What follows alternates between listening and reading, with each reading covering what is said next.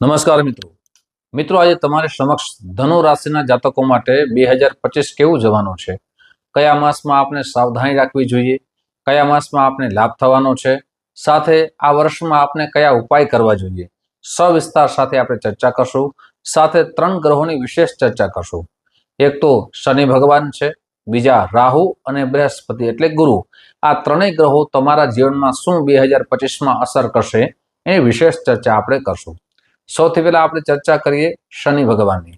શનિ ભગવાન છે એ 15 નવેમ્બરથી માર્ગી થઈ રહ્યા છે, માર્ગી થઈ ગયા છે. એટલે અને અત્યાર સુધી શનિ ભગવાન છે વક્રી હતા, તો તમારા જીવનમાં શું પ્રભાવ પાડતા હતા. સૌથી પહેલું કે આપ જે પણ પ્રવાસ કરતા હતા એ પ્રવાસ કોઈ બિઝનેસના માધ્યમથી કરતા હતા, પણ એ બિઝનેસમાં આપને જેટલો લાભ મળવો જોઈએ એટલો લાભ મળતો ન હતો. સાથે આપને ચિંતા વધતી હતી. કોઈ પણ કાર્ય કરીએ, સાહસ કરીએ તો એ સાહસમાં સિદ્ધિ મળતી ન હતી. કેમ કે શનિ ભગવાન છે આપના ત્રીજા ભાવની અંદર વક્રી હવે માર્ગી થઈ રહ્યા છે. ત્રીજો ભાવ છે એ સાહસનો છે, ભાઈ બહેનનો છે, સાથે યાત્રા એટલે પ્રવાસનો છે. ભાઈ બહેન સાથે આપ ખૂબ સમજણપૂર્વક ચાલતા હતા, છતાં કોઈ નાની બાબતમાં વિવાદનું સર્જન થતું હતું. શનિ ભગવાન માર્ગી થવાથી એ વિવાદ પણ દૂર થશે, ભાઈ બહેનો પ્રત્યે સ્નેહ અને પ્રેમનો વધારો થશે. માર્ગી અને વક્રીની સ્થિતિમાં શું ફેર છે, શું અંતર છે? તો શનિ ભગવાન જ્યારે વક્રી હોય ત્યારે પોતાની સ્થિતિથી ધીમે ચાલે છે, અને શનિ ભગવાન માર્ગી થાય ત્યારે પોતાની સ્થિતિ પ્રમાણે ચાલવા લાગે છે. પણ મિત્રો એક વાત યાદ રાખવી ખૂબ જરૂરી છે. શનિ ભગવાન છે કર્મદાતા છે. આપ આપના જીવનમાં જે રીતે કર્મ કરશો શનિ ભગવાન એવું જ ફળ આપશે. સાથે જન્મ કુંડળીમાં પણ શનિ ભગવાનની સ્થિતિ જોવી ખૂબ જરૂરી છે. શનિ ભગવાન આપની ઉચ્ચ રાશિમાં છે, સ્વરાશિમાં છે કે શનિ ભગવાન શુભ સ્થાનમાં છે, સાથે પાપ ગ્રહોની દ્રષ્ટિ છે કે નથી એ જોઈને આપણા જીવનની અંદર એ દરેક ફળની પ્રાપ્તિ થાય છે. એટલે શનિ ભગવાનની સ્થિતિ જોવી ખૂબ જરૂરી છે. શનિ ભગવાન આપના માટે ખૂબ સારું ફળ તો આપશે, સાથે માર્ગી થવાથી જે પરિણામમાં છે એમાં પણ પરિવર્તન આવશે. સાથે શનિ ભગવાનની 3 જગ્યાએ દ્રષ્ટિ પડે છે. સૌથી પહેલા 12મા ભાવમાં દ્રષ્ટિ પડે છે. 12મો ભાવ છે વિદેશ યાત્રાનો છે. આપને વિદેશ યાત્રામાં જે પણ અડચણ આવતી હતી એ અડચણો અવશ્ય દૂર થશે. સાથે શનિ ભગવાનની 9મ દ્રષ્ટિ પડે છે, એટલે કે ભાગ્ય ઉપર પડે છે. આપને ભાગ્યમાં ઉન્નતિ અને પ્રગતિ થવાની છે. અને શનિ ભગવાનની જે દ્રષ્ટિ પડી રહી છે એ કહી શકાય કે ખાસ કરીને 5મ ભાવમાં, અને 5મ ભાવ છે વિદ્યાભ્યાસ માટે છે. એટલે વિદ્યાભ્યાસ માટે વિદ્યાર્થી બંધુઓ માટે પણ સારું પરિણામ આવશે. આ તો વાત કરીએ આપણે શનિ ભગવાનની. હવે બૃહસ્પતિ અને રાહુની પણ વિશેષ ચર્ચા કરશું, પણ તે પહેલા એક નમ્ર પ્રાર્થના છે. મારા નવા મિત્રો આ વિડીયો જોઈ રહ્યા છો, મિત્રો આ વિડીયો તમને ગમે તો જરૂર ને જરૂર લાઈક કરજો, તમારા મિત્રોમાં ખૂબ શેર કરજો. સાથે મિત્રો આ જે પણ ચર્ચા કરીએ છીએ એ ચંદ્ર રાશિના આધારો પર ચર્ચા કરીએ છીએ.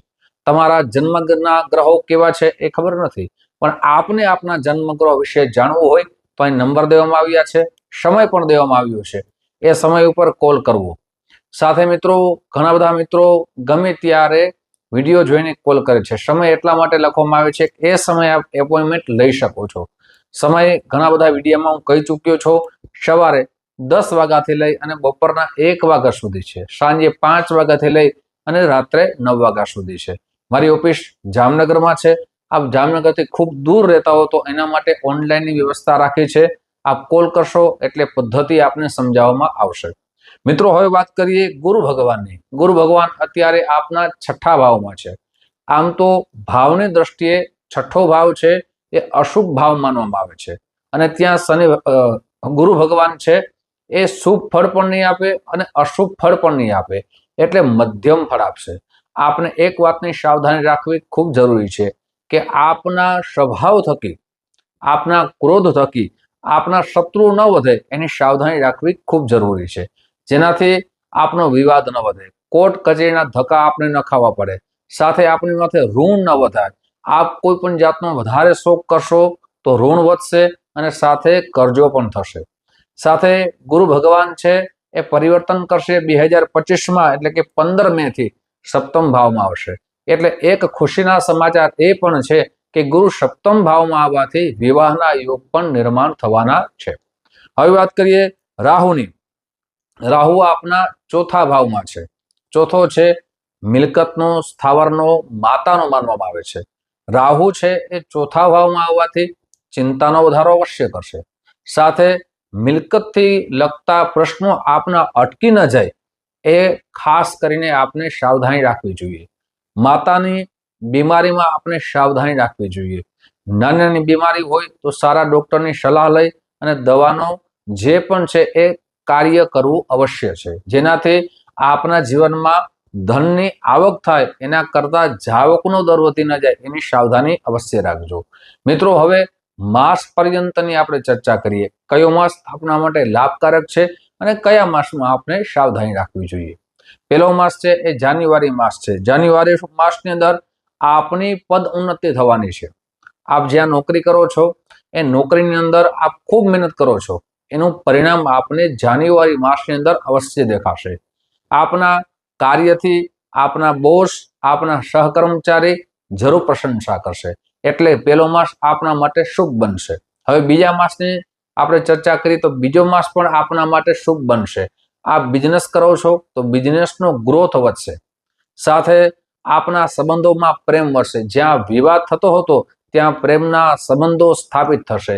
એટલે બીજો માસ પણ આપણા માટે ઉત્તમ જવાનો છે. ત્રીજો માસ છે આપણે સાવધાનીનો માસ છે.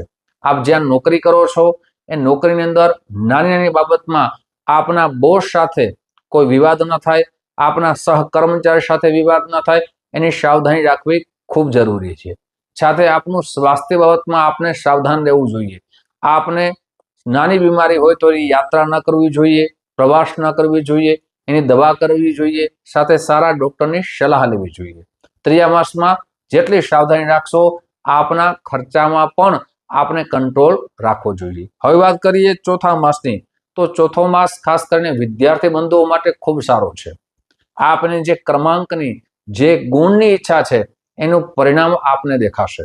સાથે આપ કોઈ વિદેશ યાત્રા આપને ભણવાની ઈચ્છા છે તો એ પણ જરૂર પૂર્ણ થશે. પણ આપણે મહેનત છોડવાની નથી. એ પરિણામની આપ ઈચ્છા કરો છો એ ચોથા માસમાં એ પરિણામ તરફ જરૂર વળશો. સાથે હવે વાત કરીએ પાંચમા માસની, તો પાંચમો માસ પણ આપના માટે સાવધાની છે ને લાભ પણ છે. સાવધાની એ છે કે આપના શત્રુ આપના ઉપર હાવી ન થાય. શત્રુ ઉપર આપણો વિજય મળવાનો છે, પણ આપણે ઉપર એ સાવધાની રાખવી કે કોઈ પણ પ્રકારના કોર્ટની અંદર કેસ ચાલતા હોય તો ત્યાં સમાધાનના જેટલા પણ રસ્તા મળે એ અવશ્ય શોધવા જોઈએ. સાથે શાંતિપૂર્વક કોઈ પણ નિર્ણય કરવો તમારા માટે લાભકારી બની શકે છે. હવે વાત કરીએ છઠ્ઠા માસની, તો છઠ્ઠો માસ આપના માટે વેપારનો માસ છે. પછી વેપાર વિદેશમાં હોય તો ભલે, સાથે આપણા દેશમાં પણ હોય તો ભલે. નવો વેપારનો વિચારી રહ્યા છો એ છઠ્ઠા માસમાં અવશ્ય પૂર્ણ કરશો. આપ સાહસ કરીને આગળ વધશો, નવું કાર્ય કરશો, નવા મિત્રો મળશે, નવા આઈડિયાનું સર્જન કરશો અને એમાં આપને લાભ થવાની સંભાવના વધી જાય છે. હવે વાત કરીએ સાતમા માસની, તો સાતમો માસ છે આપના માટે સાવધાનીનો માસ છે. આપ કોઈ પણ રીતે નાની નાની બાબતમાં, જેમ કે અપચો ન થાય, બીમારી વધી ન જાય, આપણે ડાયાબિટીસ હોય અથવા કોઈ પણ જાતની બીમારી હોય તો એની સાવધાની રાખવી ખૂબ જરૂરી છે.